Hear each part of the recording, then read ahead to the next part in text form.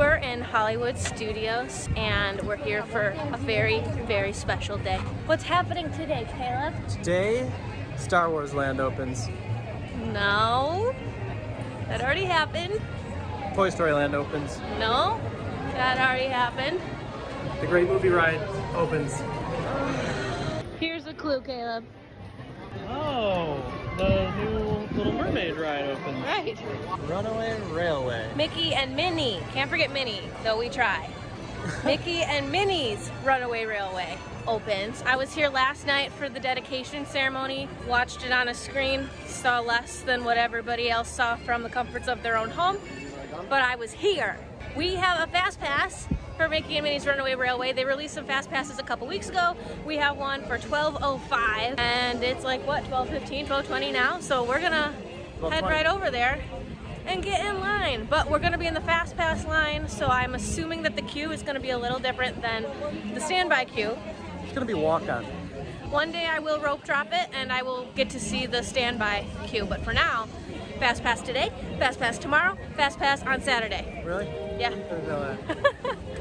The sign says opening day merchandise and points down to probably Beverly. So they have the lights on the sign even in the daytime. I'm kind of happy to see that. It looks like we've got a new photo pass spot over here. Makes sense. And they're funneling us to the left. A little bummed to see that this is now stroller parking, because that'll be in the back of all the pictures. Oh well. This way. So again, this is opening day, Wednesday, March 4th, and we're looking at 95-minute standby line, 90-minute actually. It's not bad at all. Okay, this is where we go, fast pass. It's for time. I'm so excited. Are you excited, Caleb? I am. I'm so excited. Come on in. Thank you. We got in line at 12:27, and I will time how long it takes till we get on the ride. This isn't going to be accurate for the future days because this is opening day. Opening week's going to be really crazy too, but like I think it will die down. So just because my fast pass line was however long it's going to be doesn't mean yours is going to be. On the metal, remember the metal that sets off. Guys, there's a pre-show. You want to hold that thing?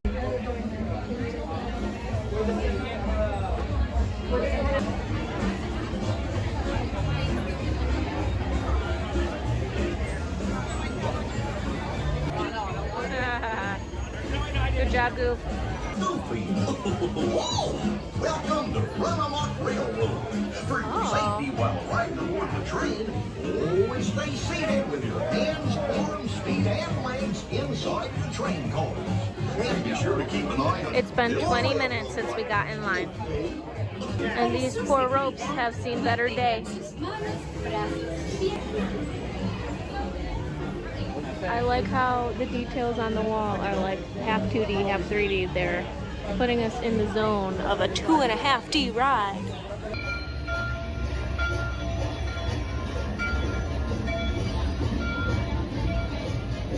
Eight rows of people per train, and there's been a train waiting for us. They're efficient on this. All right, we rode it. It was so cute. So we got on the ride after just less than a 25-minute wait for a fast pass, and then the ride was like 6 minutes long, which is a significant length like for a ride.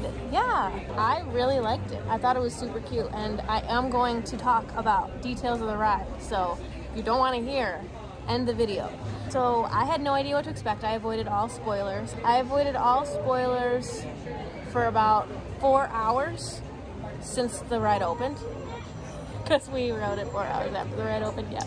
Yeah, I'm pretty happy that we got to be here on opening day. So I knew nothing about the ride besides the idea of it being a train. That's it. So we all boarded into a train with 8 rows of people with the train in the front. What's that called? Like the front of the train in the front. The train front. The train front, and then 4 cars with 2 rows each. They fit about 4 people in each row. Immediately in the first scene, there's the background projection like on the wall, and then there's all these layers of sub projections. But even more than that, there's random elements that are moving that also have projections. So that's the part that's very cool. Like we've seen layered projections in a bunch of other rides, like the Navi River Journey. Like, this is something that we've seen. It's kind of cool, but this idea of physical objects as well that have projection is especially cool. Right, because it's all projection all over. It's all projection all over. A waterfall, for example, might look like this and then this, but like the way it's projected makes it look like the water's going over and like bubbling at the bottom. Yeah, it's pretty cool. So it's a combination of 2D and 3D to make it look really cool and unique and different. And there's a storyline, like Goofy's our train conductor and Mickey and Minnie are trying to go on the perfect picnic, and nothing can go wrong. Nothing can stop us now, is how the song goes. And then of course everything does go wrong. Goofy gets separated from us very quickly in the beginning, and it turns into a trackless ride. Each vehicle separates from the train, and we're on our own. And so I was like, oh, the trackless ride! I was so excited. Yeah, and then you go all over, and there's a story of, like, I don't know, you're in a desert, and there's horses, and then there's a tornado, and then there's, I don't know, you're in an amusement park, and then you're in, like, a city, and then you're underwater, and then you're going over a waterfall, like, all these things. Tons of different things. And so much to look at, because every room you're in, there's a million projected things, and like there's like little birds and little plants and Mickey and Minnie. Oh, the actual audio animatronics of Mickey and Minnie, they move, but they're like the projectors. This would be they move, but they're like the projectors from Mine Train and Frozen, but better. Yeah. What do you think about those? Because you don't like those. No, I liked them, especially because it's a cartoon. It fits better. I don't know. I think it fits well. Well, they didn't try to make them look like people. Right. Like in Frozen, it's a cartoon, and they tried to make them look like people. And I think it worked really well. Yeah. It looked great. Like Mickey and Minnie have like really big heads, and the black and white part of their head is projected so they can talk and change facial expressions and stuff. At first, I saw them and I was like, "Whoa, that looks very, very different than anything I pictured."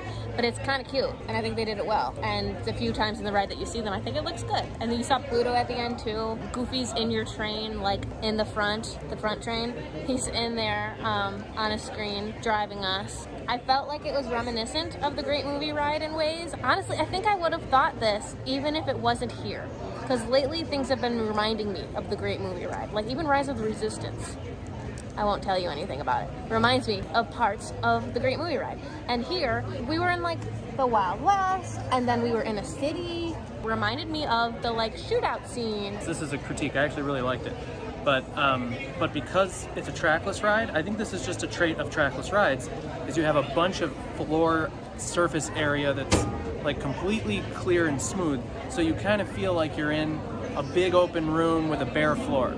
The floor is not themed. So I think in that way... Right, and usually you can't see the floor in most right, ride when you're vehicles. on a track, it's theming all the way to your vehicle. So you don't feel like you're in... But with a ride like this and Rise of the Resistance... Rise of the Resistance fits because it's just like a shiny floor, like... Right, but still it feels like you're moving through this empty space. Yeah. And that I felt the same way here, that like you see features, but you see them on the ground, you know? Yes, and I don't know if I didn't follow the plot line quite perfectly for my first time or not, but I thought the Daisy scene with the dancing was like fun and cute, but like just to show off what the trackless ride could do. It had nothing to do with anything. Yeah. And who even likes Daisy enough to like have her in a ride? Like, get out of here. That was a little weird, and and the actual movement was kind of annoying. It, you know, depends. It's like you're in dance class, but it's and just like kind let's of move you around, jarring you around to show you that these ride vehicles can move around. Yeah, the storyline itself, again, I loved the ride. I do have pros and praises, but the story felt like just thrown everywhere. In the beginning, you think that you're going to a picnic and somehow the train thing, so it's like a runaway railway. So I pictured that we would pick up on a train that's running away or something. And I guess that's kind of the idea. You're in a train, but then all of a sudden you're like in all these different lands, and you know, it's fun, but it didn't quite like stick with that story. It was hard to follow a storyline, basically, right? Yeah, there was a lot going on, but like I think just because there's so much to look at and so much to like take in, very stimulating, and like so much to look at. You tired already? I didn't wake you up early for this one. Yeah, I understand the storyline though. I liked it. I don't think I have a problem with the storyline. Okay. A couple of my favorite things. One, that there's a little waterfall at the end, and it's very 2D. It's totally 2.5D. because it's 2D, but the projection is kind of 3D. It's not trying to make you feel like it's 3D or fool you. It's very cool. Right. They're not trying to fool you. That is what I like about it, and that's cool that they were able to do that with this cartoon theme. So the thing that I liked best, there's a scene where you're in a scene and there's all these moving things and whatever, but then it completely changes, and it's not just that the projections change the scene, everything kind of folds up. Like, remember that? You watched it? I remember when they showed us in the D23 concept, but I didn't notice it. Oh, it's so cool. There's like all of these things that are flowers or something, and they're big. And then when everything folds up, the colors change, and they all turn into trees. Like, so, and it's very cool, and you watch it just go, so your whole world around you, the projection is changing, and the physical objects are changing, which is very cool. I like that a lot. Yeah. So my main concern riding this ride was that it was going to be like, in the cartoons, they're cute, they're clever, they're very funny. But I don't like how SpongeBob they are. And if you watch SpongeBob, you know what I mean when they like zoom in on someone's face and then all of a sudden they have boogers and hair and rotten teeth and stuff. Like, I hate that. And they do that to Goofy, and they even do that to Mickey sometimes. Precious Mickey. How dare they? And so I was very, very worried that this would be like that kind of thing. But no, it was cute. Right? They kept it cute. They kept it the cute versions of those characters. And you don't see a ton of the characters outside of the pre-show, at least in my mind. Like, you might see them, but they're not the main. There's so many whiz-bangs and doodads that you're not even looking at the characters. Yeah. For me. So overall, I'm really glad it exists. I'm glad it's here. And it's so exciting because this is the final component of Hollywood Studios being complete for now. Less than 2 years ago, there were only 4 rides in this park. And now there's 9 rides. In less than 2 years, they've added Alien Swirling Saucer, Slinky Dog, Rise of the Resistance, Millennium Falcon, and this, which is crazy. And I got to watch the transition, so I'm very happy to be here on this day that officially marks the completion of current Hollywood Studios. So yeah, we're very happy with it, and I'll get to ride it again tomorrow. Oh, I'm yawning again. It's not a real yawn. I'm boring him. No. Yeah, but before I leave today, I'm going to show you some of the new merchandise that came out today. Some imagination, huh? I think I messed it up. Okay.